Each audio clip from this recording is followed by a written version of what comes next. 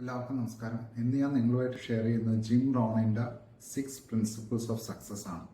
ഇന്നൊരു ലൈറ്റർ ടോപ്പിക്കാണ് ഞാൻ കൊണ്ടുവരുന്നത്. Number 1, read. ഏതൊരു പേഴ്സണിൻ്റെ സക്സസ്സിനും ബുക്സ് റീഡ് ചെയ്യുന്നത് വളരെ അത്യാവശ്യമായിട്ടുള്ള കാര്യമാണ്. അപ്പോൾ read at least 1 book per month. Number 2, plan your next day. തലേന്ന് രാത്രി തന്നെ നിങ്ങളുടെ നെക്സ്റ്റ് ഡേ നിങ്ങൾ മോർണിംഗിൽ നിങ്ങൾ ചെയ്യുന്ന കാര്യം നിങ്ങൾ തലേന്ന് തന്നെ പ്ലാൻ ചെയ്യണം. മോർണിംഗിൽ തന്നെ നിങ്ങളുടെ ഏറ്റവും ഇമ്പോർട്ടൻറ്റ് ടാസ്ക്സ് നിങ്ങൾ ഫിനിഷ് ചെയ്യുക. കാരണം മോർണിംഗിലാണ് നിങ്ങളുടെ കോഗ്നിറ്റീവ് എബിലിറ്റീസ് വളരെ ആക്റ്റീവായിട്ടുള്ളത്.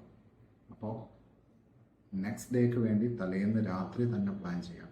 അപ്പോൾ നിങ്ങൾ ഉറക്കത്തിൽ നിന്ന് എഴുന്നേൽക്കുമ്പോൾ നിങ്ങൾ റെഡിയാണ് നിങ്ങളുടെ ടാസ്ക്സ് ചെയ്യാനായിട്ട്. Number 3, consistency is the key.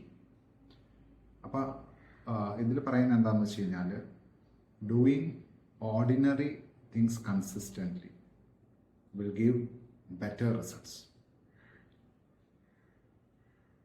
ഒരു എക്സ്ട്രാ ഓർഡിനറി തിങ്സ് ഒക്കേഷണലി ചെയ്യുന്നതിലും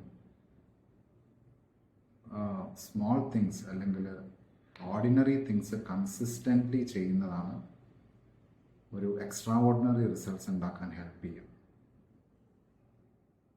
number 4, look at your money. നിങ്ങളുടെ business numbers weekly once, daily ചെയ്യാൻ പറ്റിയാന്നല്ല, വീക്ക്ലി വൺസ് എങ്കിലും വാച്ച് ചെയ്യുക. വീക്ക്ലി നമ്മൾ വാച്ച് ചെയ്യേണ്ട നമ്പേഴ്സ് എന്ന് പറയുന്നത് എത്ര സെയിൽസ് ജനറേറ്റ് ചെയ്തു, എന്തൊക്കെയാണ് നിങ്ങളുടെ എക്സ്പെൻസസ്, എത്ര ക്യാഷ് ഫ്ലോ വന്നു, എത്ര ക്യാഷ് ഫ്ലോസ് പോയി.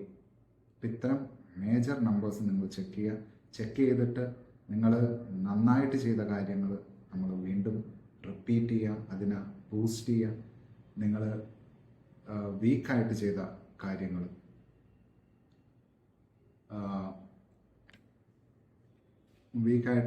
കാര്യങ്ങൾ നിങ്ങൾ ഡിസ്കണ്ടിന്യൂ ചെയ്യുക.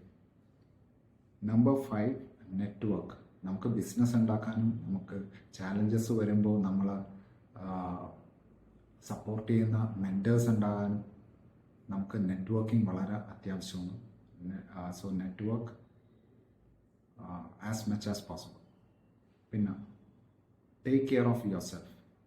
കാരണം നമുക്ക് ബിസിനസ്സിലാണെങ്കിലും ലൈഫിലാണെങ്കിലും സക്സസ് ഉണ്ടാകുന്നത് നമ്മളുടെ ഹെൽത്തും മൈൻഡും. ഹെൽത്തിൽ ബോഡി ആൻഡ് മൈൻഡ് ഇൻവോൾവ് ആണ്. ബോഡിനെയും മൈൻഡിനെയും എത്ര നന്നായിട്ട് നമ്മൾ മാനേജ് ചെയ്യുന്നു എന്നുള്ളത് ഡിപ്പെൻഡ് ചെയ്തിട്ടാണ് ബാക്കി എല്ലാ മേഖലകളിലും നമുക്ക് സക്സസ് ഉണ്ടാകുന്നത്.